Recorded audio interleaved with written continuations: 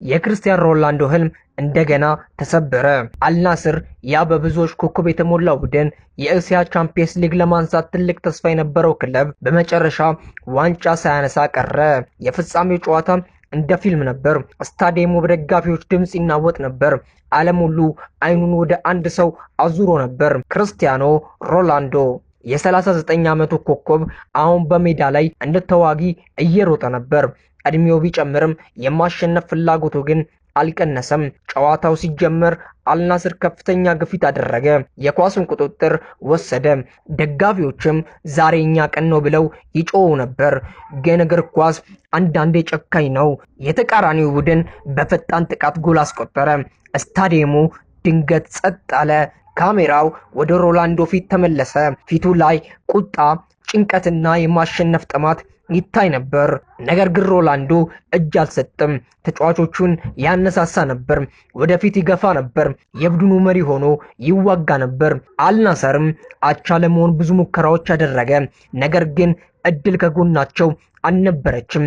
አንድ ኳስ ፓስ ተመታ። ሌላ ሙከራ በግብ ጠባቂው ተያዘ። ሮናልዶም ያልተለመደ ድል አመከነ። ደቂቃዎች እየሄዱ ነበር። የአልናስር ህልም እየራቀ ነበር። የመጨረሻው ፊሽካ ሲነፋ የተቃራኒውን ቡድን በደስታ ፈነዳ። አልናስር ተጫዋቾቹ ግን በሐዘን ወደቁ።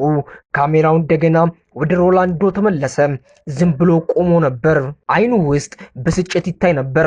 ምክንያቱም ሮናልዶ ወደ ሳውዲ የመጣበት ገንዘብ ብቻ ለማግኘት አልነበረም፣ ዋንጫን ለማሳካት ነበር። አይኑ ውስጥ ብስጭት ይታይ ነበር።